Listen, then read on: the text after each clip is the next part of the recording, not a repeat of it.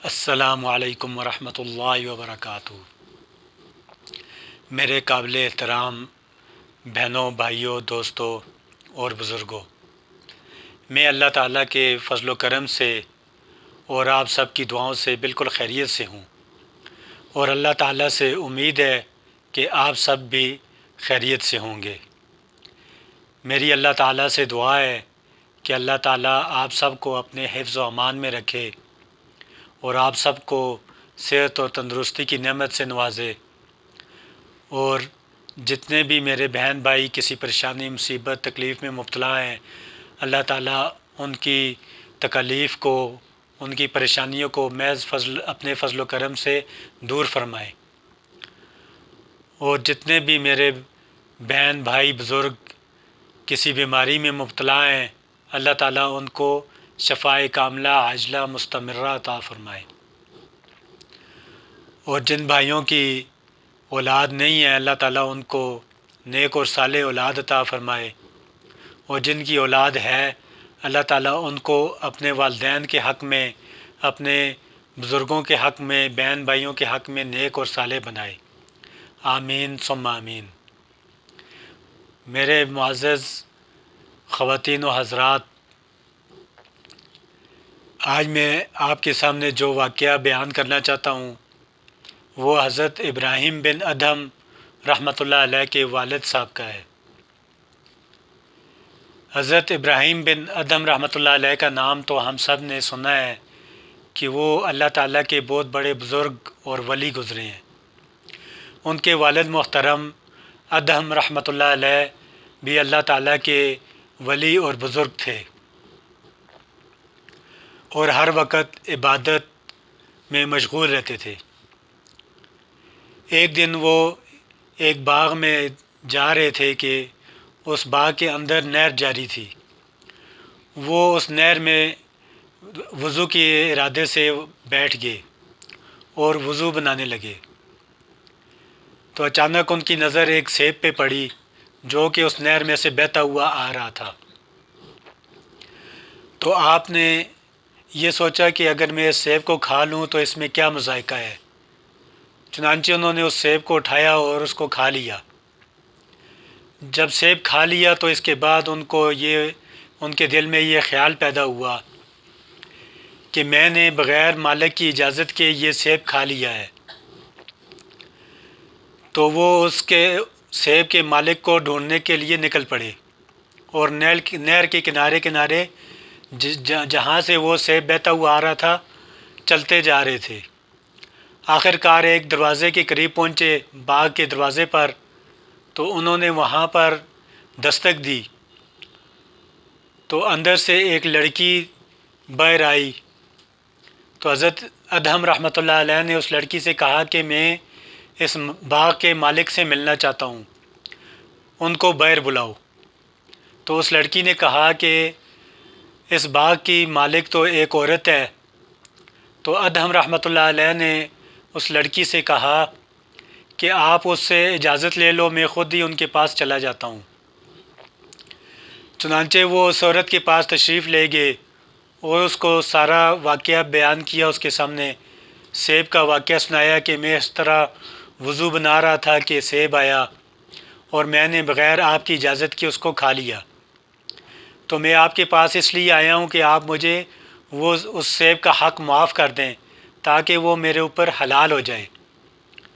تو اس عورت نے ادھم رحمۃ اللہ علیہ سے کہا کہ یہ باغ آدھا تو میرا ہے اور آدھا سلطان کا ہے، میں تو اپنا حق آپ کو معاف کرتی ہوں، لیکن سلطان اس وقت یہاں پر موجود نہیں ہے اور وہ بخارا سے دور تشریف لے گئے ہیں۔ چنانچہ ادھم رحمۃ اللہ علیہ، اس عورت نے تو آدھا حصہ معاف کر دیا، اور ادھم رحمۃ اللہ علیہ جو نصف حصہ تھا اس سیب کا، اس کو معاف کرانے کے لیے سلطان کی طرف روانہ ہو گئے، اور بخارا سے تقریباً 10 دن کا فاصلہ طے کر کے، مسافت طے کر کے اس جگہ پہنچے جہاں پر وہ سلطان موجود تھا۔ تو جب وہ اس شہر میں پہنچے تو بادشاہ کی سواری جو تھی وہ جلوس کے ساتھ باہر نکل رہی تھی۔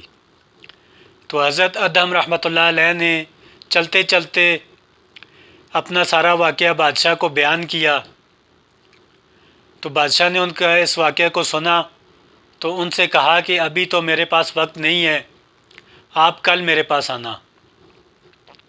چنانچہ بادشاہ وہاں سے تشریف لے گئے، اور جب بادشاہ اب اپنے کام سے فارغ ہو کر واپس آیا، اپنے محل میں آیا، تو اس نے اپنی بیٹی جو کہ بہت زیادہ خوبصورت تھی اس کو یہ واقعہ سنایا۔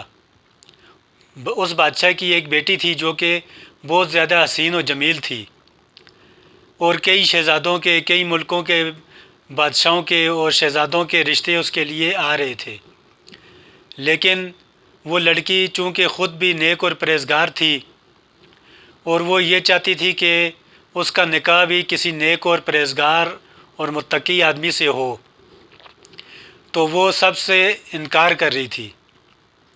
جب بادشاہ نے اس کو یہ واقعہ سنایا اور اس سے کہا کہ میں نے اس شخص سے زیادہ متقی اور پرہیزگار آدمی نہیں دیکھا جو کہ ایک سیب کے آدھے حصے کو بخشوانے کے لیے اتنے دور سے سفر طے کر کے آیا ہے، تو اس لڑکی نے بھی پھر نکاح کی حامی بھر لی۔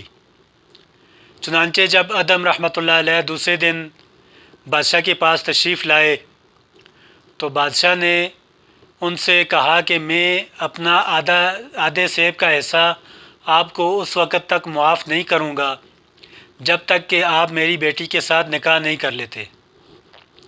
حضرت ادہم رحمۃ اللہ علیہ نے بہت انکار کیا، بہت زیادہ ٹال مٹول کی، لیکن بادشاہ نہ مانا۔ آخر کار چاروں ناچار ادہم رحمۃ اللہ علیہ لڑکی کے ساتھ نکاح کرنے پر مجبور ہو گئے، اور بادشاہ نے ادہم رحمۃ اللہ علیہ کے ساتھ اپنی بیٹی کا نکاح کر لیا۔ جب ادہم رحمۃ اللہ علیہ اپنی بیوی کے پاس تشریف لے گئے تو وہ کیا دیکھتے ہیں کہ ایک نہایت ہی حسین و جمیل لڑکی خوب آراستہ و پیوستہ ہو کر بیٹھی ہے، اور جس گھر میں وہ بیٹھی ہے وہ گھر بھی نہایت ہی مزین تھا۔ تو ادہم رحمۃ اللہ علیہ ایک کونے میں تشریف لے گئے اور وہاں پر جا کر نماز پڑھنا شروع کر دی، اور ساری رات اسی طرح نماز میں گزار دی۔ تقریباً 7 راتیں ادہم رحمۃ اللہ علیہ نے اسی طرح عبادت میں گزار دی۔ بادشاہ نے اس وقت تک ان کو اپنا نصف حصہ معاف نہیں کیا تھا۔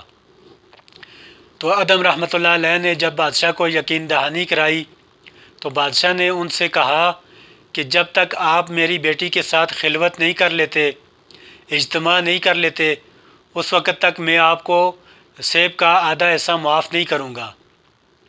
آخر کار مجبور ہو کر ادہم رحمۃ اللہ علیہ نے اس کی بیٹی کے ساتھ یعنی اپنی بیوی کے ساتھ اجتماع کیا اور غسل کیا اور نماز میں مشغول ہو گئے، اور ایک چیخ ماری اور وہیں پر گر گئے۔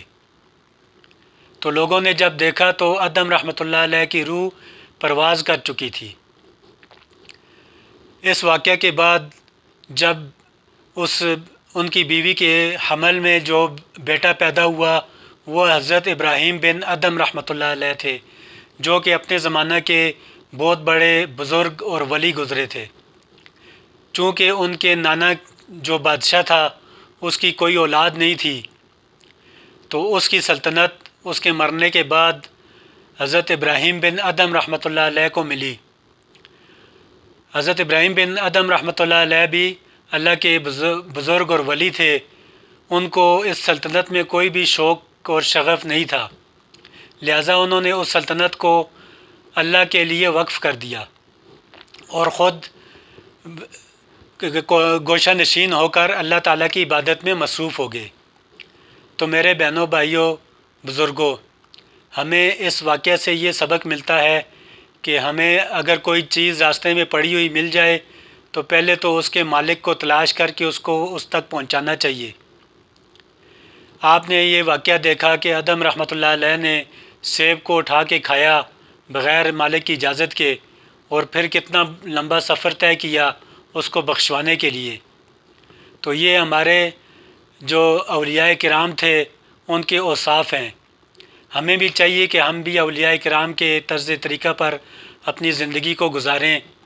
میری اللہ تعالیٰ سے دعا ہے کہ اللہ تعالیٰ ہمیں بھی جو کہا جو سنا اس پر عمل کرنے کی توفیق عطا فرمائیں، اور جتنے بھی میرے بہن بھائی مجھے سن رہے ہیں اور دیکھ رہے ہیں، اللہ تعالیٰ ان کو بھی اس پر عمل کرنے کی توفیق عطا فرمائے، اور جتنے بھی میرے بہن بھائیوں کی جتنی بھی جائز حاجتیں ہیں، دل کی خواہشات ہیں، اللہ تعالیٰ ان کو پورا فرمائے۔ میری آخر میں آپ سب سے گزارش ہے کہ اگر آپ کو میری ویڈیوز پسند آئیں تو ان کو لائک اور شیئر کر دیجئے گا، اور ساتھ ہی سبسکرائب بھی کر دیا کریں تاکہ میرے آنے والی ویڈیوز آپ تک پہنچتی رہیں۔ اللہ تعالیٰ آپ سب کا حامی و ناصر ہو۔ والسلام۔